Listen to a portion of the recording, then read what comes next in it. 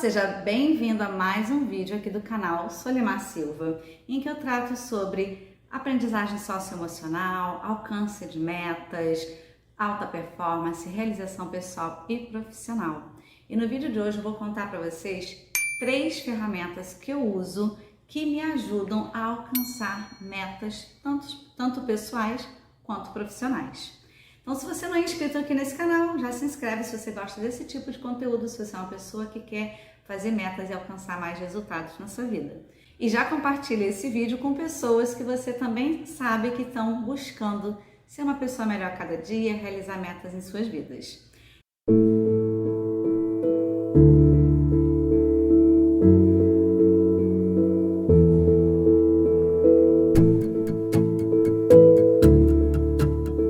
A primeira técnica que eu vou trazer aqui para vocês tem muito a ver com a lei da atração. Se você já assistiu o documentário que está disponível na Netflix, se você já leu o livro O Segredo, você vai entender um pouquinho, né, sobre essa questão da lei da atração, que é você materializar, você manifestar as coisas que você tem. E esse, eu trouxe aqui para vocês, é o quadro dos sonhos.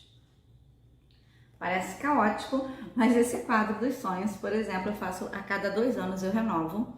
E o quadro dos sonhos você vai colocar em imagens tudo que você deseja realizar, mas que ainda está no campo dos sonhos. Como assim? Então, aquela casa que você quer comprar, aquela viagem que você quer fazer, um bem material que você quer adquirir, o peso que você quer alcançar. Então, tudo que você está ainda no campo dos sonhos, que está meio, né, jogado na mente, você vai trazer com imagens, imagens o mais fiéis, né, possíveis, que representem realmente aquilo que você quer. Então, por exemplo, se você quer uma casa amarela, busque colocar uma casa amarela e não uma azul, por exemplo. Eu falei que faço a cada 2 anos, porque à medida que eu transformo, né, a gente vai ver os próximos passos, esses sonhos e metas em um plano de ação, executei, alcancei, eu vou tirar. Então, por exemplo, eu tenho esse que eu mostrei para vocês, que é geral, e eu tenho um específico para viagens.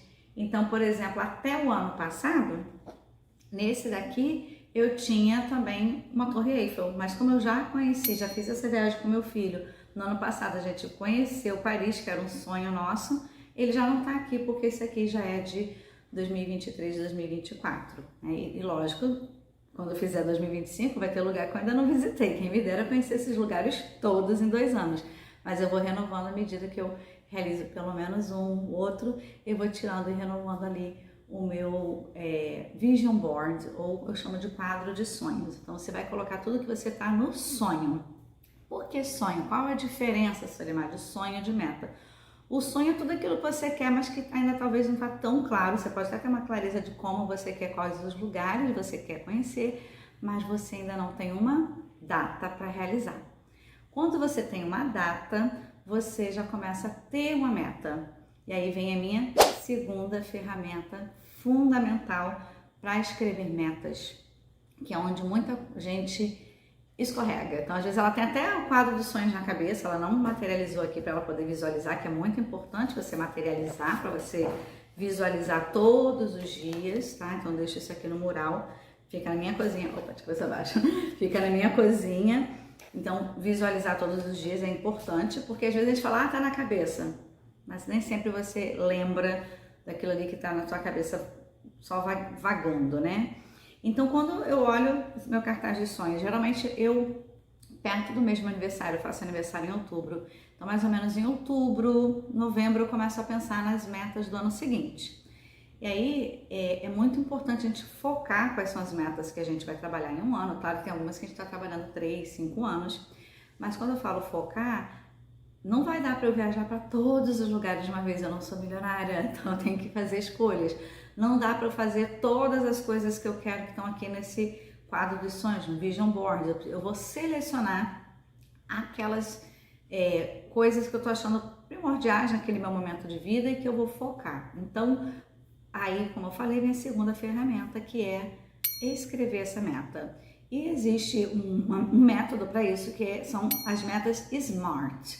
S-M-A-R-T, cada letrinha diz uma coisa. Então, a sua meta precisa ser específica, ou seja, tem que ter uma clareza do que você quer. Não adianta colocar assim, quero emagrecer.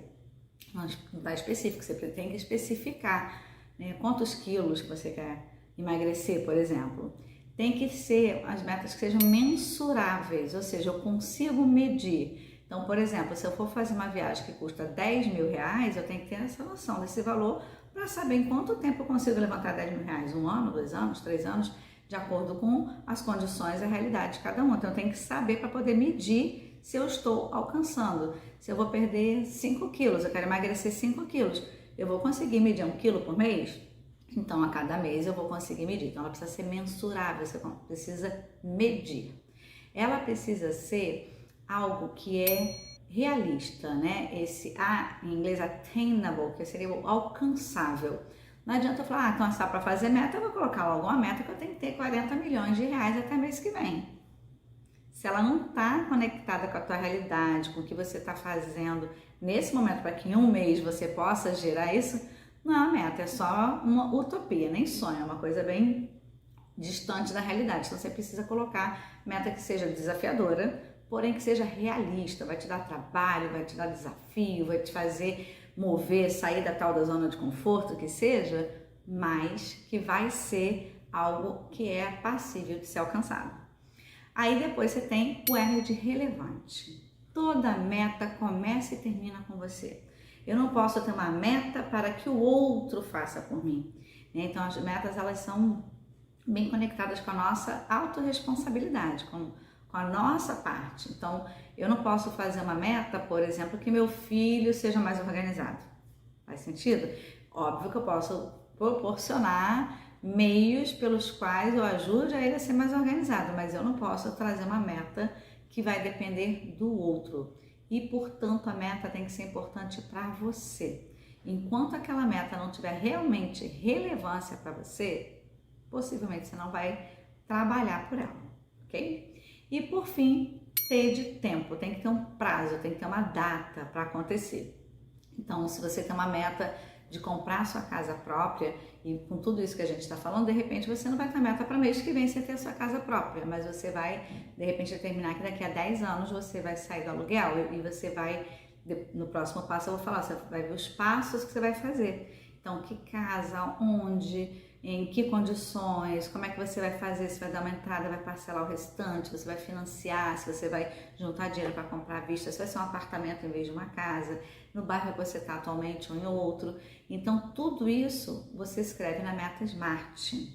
E aí, depois que você tem a meta SMART escrita, ou seja, uma meta que é específica, mensurável, realista, relevante e com prazo para acontecer, o que eu gosto, o que eu aprendi, é a terceira técnica que eu estou trazendo agora para vocês aqui, tá? E essa técnica, gente, eu fui missionária em Portugal, muitos de vocês aqui que já me acompanham sabem disso, eu aprendi quando eu estava na missão. E eu li um livro chamado, em português, Invocando os Poderes do Céu. Acho que tem em português, mas eu li em inglês. Então, esse que eu vou falar aqui tem mais a ver para você que acredita em Deus, que acredita de alguma forma numa espiritualidade, que acredita de alguma coisa transcendente a você, tá? Então, se você é essa pessoa que acredita no poder de Deus, e Deus aí, gente, o nome que você chamar, né? Esse poder, nessa energia, no cosmos, para atuar nas coisas que você está buscando, eu acho que você vai tirar bastante proveito. E eu tenho, assim, várias experiências com esse terceiro passo que foram fundamentais para que os outros dois que eu acabei de falar, as outras duas ferramentas, né, o quadro dos sonhos e as metas SMART, pudessem acontecer. Então, eu coloquei aqui numa folha para vocês, não sei se vai dar para ver, mas qualquer coisa eu deixo também, tá? O pessoal que está editando o vídeo me ajuda aí, tá? Então, esse aqui é um plano de ação, vocês podem ver que tem 4 colunas. A primeira coluna é seu desejo justo, a segunda, né, no caso a gente chama minha parte, terceira parte do Senhor, parte de Deus, e o meu compromisso. Eu vou falar de cada uma delas agora. O seu desejo justo é a sua meta. Lembra que você fez a sua meta SMART? Então, vou dar um exemplo quando eu estava estudando para passar para o mestrado na PUC do Rio. Isso há muito tempo, eu entrei em 2004 lá. Então, em 2003 e 2004, enquanto eu estava me preparando, meu desejo justo era passar entre as 15 vagas disponíveis para ter bolsa integral no curso de mestrado em Linguística Aplicada a Estudos da Linguagem da PUC-Rio. Percebe que está bem específico e lógico que tem um prazo aí, como eu falei, a prova acontecia em outubro, se não me engano, de 2004, então eu tinha, no final de 2003, quando eu decidi, eu escrevi essa meta e fui me preparando em 2004. Qual era a minha parte? Minha preparação. Acompanhar o edital, fazer uma disciplina em Linguística Aplicada, porque eu estava 7 anos sem fazer faculdade, tinha saído da faculdade, são 7 anos de Linguística Aplicada, era algo que quando eu me formei não tinha no meu currículo, então fui estudar sobre o que era isso, fiz uma matéria na própria PUC, no mestrado, para saber mais sobre Linguística Aplicada, ler todas as referências bibliográficas disponíveis no edital, então minha parte era ler todas. Consegui livro emprestado, alguns artigos tinha disponível na própria Xerox da PUC, colegas que me emprestaram material, então minha meta, né, minha parte, eu tinha que ler tudo. Aí eu coloquei outras coisas como minha parte, como por exemplo eu tinha 5 empregos na época, então além de trabalhava muito, ainda estava estudando, ainda fazendo a matéria. Eu morava em São João de Meriti, a PUC fica na Gávea, não tinha carro, então era assim, bem cansativo, mas ainda assim eu tinha a minha parte de buscar dormir o suficiente para estar descansada, fazer as anotações, estabelecer cronograma de estudos, enfim, fui listando tudo que estava ao meu alcance e no meu poder fazer para que eu pudesse alcançar aquela meta. Então era a minha parte. A parte do Senhor, e aí, mais uma vez, se você tem essa conexão com algo que você acredita que você possa recorrer. Então, no meu caso é Deus, que eu chamo de Pai Celestial, Jesus Cristo, né, porque eu sou cristã, mas isso vai depender da tua crença, né? O Deus que você acredita, o nome que ele tiver, ou a energia que você acredita, o que for que você saiba que você possa recorrer, tá? Uma consciência universal, o nome que você der aqui, você até pode comentar como que você chama e a quem você recorreria, tá? E essa parte do Senhor, essa parte desse ser superior é fazer o que não está ao seu alcance. Então, por exemplo, a minha parte era estudar, uma das coisas. A parte do Senhor era que me ajudasse a lembrar, me fortalecesse para que eu pudesse aprender com mais facilidade, dado o tempo, né? Quando saiu o edital, acho que eu tinha um mês ou 2 meses para preparar, não lembro agora, mas dado o tempo curto que eu teria para me preparar, me ajudar com força e vigor e vitalidade, visto que eu trabalhava em 5 lugares, né? Ainda estava fazendo uma disciplina de 3 horas num lugar longe, pegando 3 conduções para chegar, então que eu pudesse ter força, ter energia naqueles momentos que ainda pequenos, mas que aquilo ali pudesse se expandir. Então, às vezes eu tinha 30 minutos só no dia para estudar, mas que aqueles 30 minutos pudessem ser bem aproveitados. E aí eu fui listando a parte que eu precisava de uma ajuda externa e superior, não só a ajuda dos colegas, essa parte estava na minha parte. E aí vem o quarto, que é o meu compromisso. E aqui é muito pessoal e tem a ver, né, no livro Invocando os Poderes do Céu, lembrando que essa ferramenta vem desse livro, ele fala sobre a sua pureza pessoal. Então, quem é membro, né, da igreja que eu frequentei, acredita muito em a lei do dízimo, você servir ao próximo, a tua pureza pessoal, em todas as maneiras, não mentir, não trapacear, enfim, várias coisas. Então tem a ver de você estar numa busca tal que você não tenha nada, claro que perfeição não existe, tá gente, mas que você busque não ter nada que te impeça de receber aquela bênção.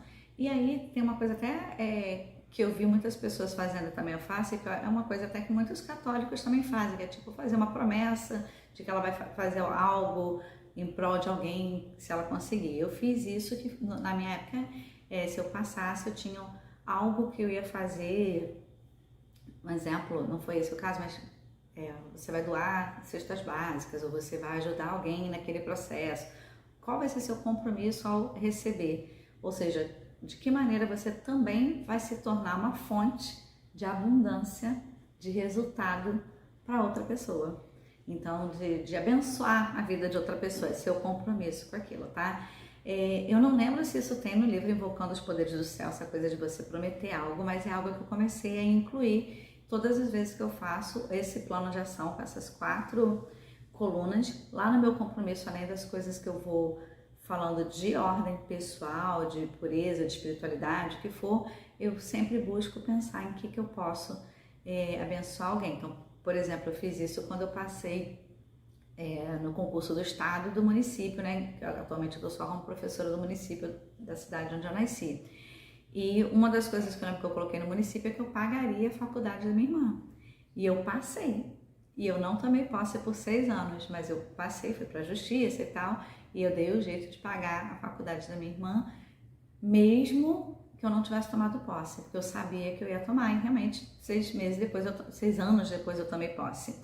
Ela já tinha até terminado a faculdade, mas era o meu compromisso ali. Então, gente, são 3 ferramentas que comigo, quando combinadas, elas potencializam a possibilidade de realizar qualquer meta que você tiver. Então, comece com seu cartaz de sonhos, comece a colocar tudo que você tem vontade de ser, ter e fazer por meio de imagens, para que você possa visualizar, né? Esse é um quadro de visualização, e a visualização é importante, que você vai atraindo aquilo que você vê e pensa constantemente. Faça a sua meta SMART, então pegue dali quais são as metas que você vai trabalhar naquele ano, lembrando que não precisa, você está vendo esse vídeo de repente não é janeiro, então você não precisa esperar, eu tenho que fazer só no ano que vem, não, nesse momento que você está assistindo, você já pode determinar metas de curto prazo, 3 a 6 meses, e às vezes 1 ano, ou metas de médio prazo, 3, 5 anos, e metas de longo prazo. E aí você faz o teu plano de ação. Uma coisa importante sobre esse plano de ação é, se você acredita em oração, é apresentar ela ao Senhor, você orar e sentir que o Espírito Santo, sentir que essa força maior que você acredita, de certa forma aceitou, porque você está ali se apresentando, mostrando e buscando orientação e aprovação.